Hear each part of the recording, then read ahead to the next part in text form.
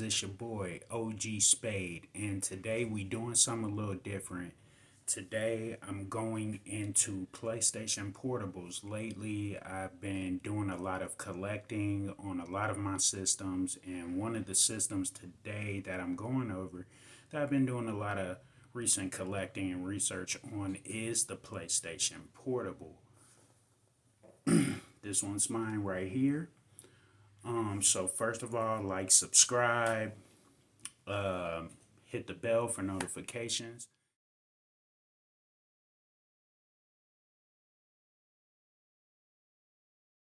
So first off, this isn't really me going into depth about the CPU and a lot of differences in the different PSP models.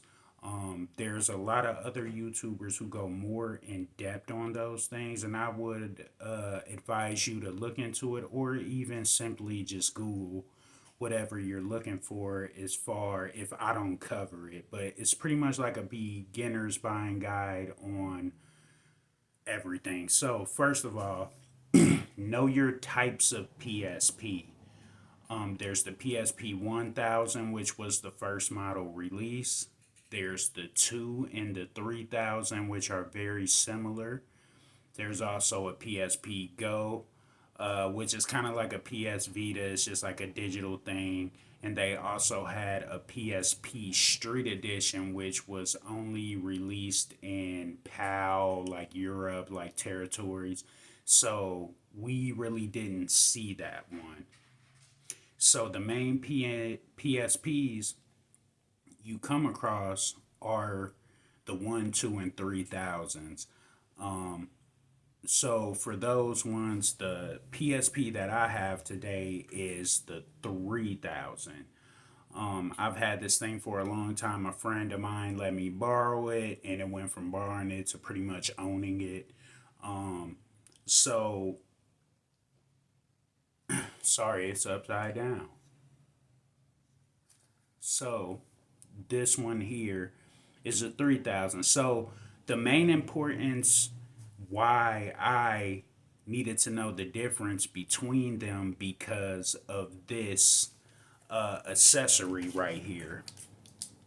This accessory will get your PSP to play on your TV, right?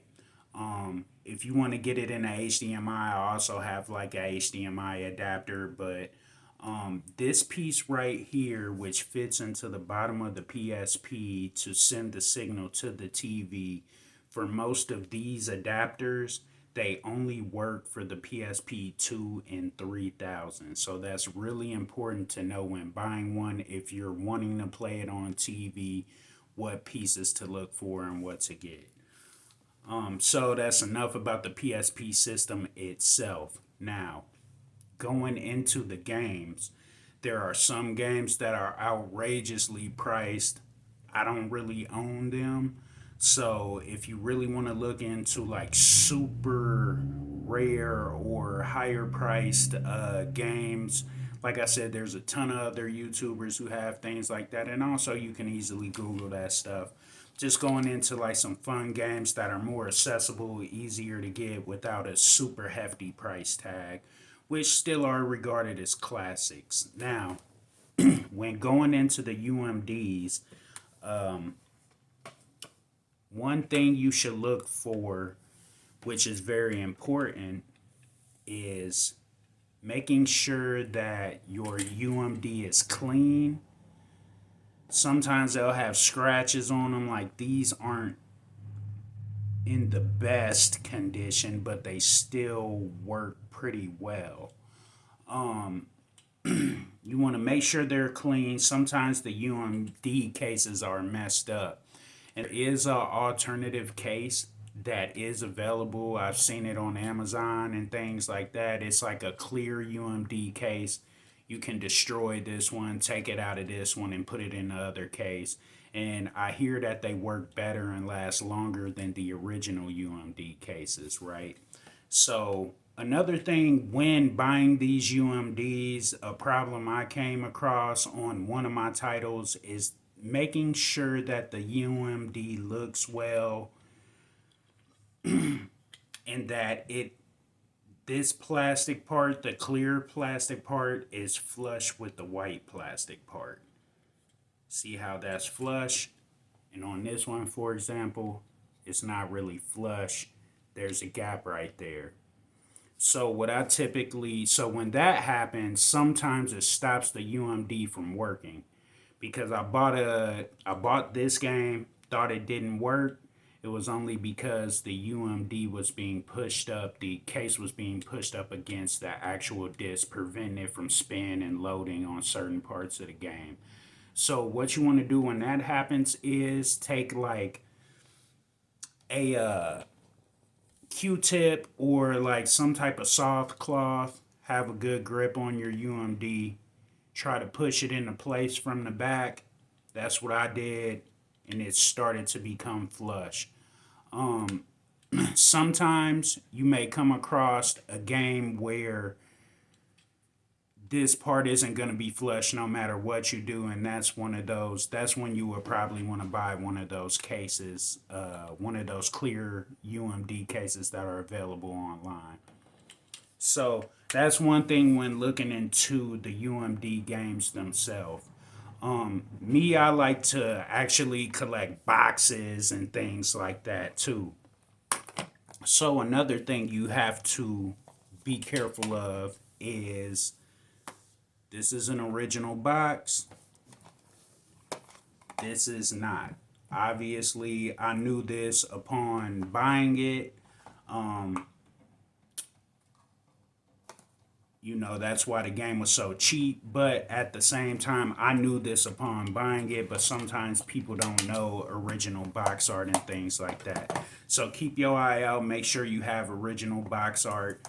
Sometimes games come with manuals. Sometimes they don't. You just have to look in the description of things you're buying. If you're buying online, I like to buy things physically, face to face. But if you're buying online and you want those things, just make sure you have them. A couple good games: Grand Theft Auto, Liberty City Stories, Ring Goku 2. This game I just recently heard about. A lot of people talk about it's actually a great game. Konami made it. It's a very fun game. It's kind of different. But yeah, this is something you should pick up. A good game, running around $20-$30 right now. Grand Theft Auto's running about 35-40. Another good game that's cheap right now that I've seen is Kingdom of Paradise. This copy only actually cost me like 10 or 11 bucks. Pretty much like brand new. Still has the PlayStation Underground paper in it, everything. This game's only like 10 bucks. Great RPG game, action RPG game too. Also, so another thing about PSPs that you guys should know is that they aren't region locked, which means you could play games from any region, any territory. It'll work on your PSP, which is something I found out recently. So going into that, a game that I recently picked up, Last Ranker. I can't understand it for shit, but it has some English in it, which helps on the menus and things like that. But it's always a language barrier when it comes to those foreign games. But this works perfectly fine on my PSP. It's in my PSP right now. I've been trying to play it. Came with the instruction manual. You know, couple other papers and things like that. So, when I collect games, I try to get I try to get the case and the booklet or whatever papers they have inside, even if I can't use them, which you can. It's old as shit, but it's just cool to have them in there. I'm big on physical copies. I'm not too big on digital things, even though I still do digital gaming and things like that. But yeah, also the PSP had a ton of like quiz type games too, which are fun to play sometime. Not seen this one for like $4 at a retro game store. So yeah, and it's also in great condition. So yeah, for the most part, when you're buying a PSP or any retro gaming console, you just want to make sure that it works, that you're getting it from a dependable or reliable source. I know a lot of people order things online, but sometimes things get lost in translation online. I'm more of a person who likes to physically go in somewhere and buy something. So if you have a retro gaming store near you in your community or whatever, go in there and check it out. At least buy the system from them because I know they'll have some type of warranty. You can take it back. You could do some places do have warranties online, but you know, sending things back and forth and waiting days when you could just take it straight to a building, get the problem fixed, come back home. Um, but for the most part, guys, I appreciate you watching. I appreciate all the love and support I've been getting from the gaming, the music, everything that I've been doing. So I appreciate that. And you guys have a lovely day. Put in the comments your favorite PSP games. If you're going to buy a PSP, things I didn't cover, whatever. So I'm going to holler at y'all. Love y'all. Peace.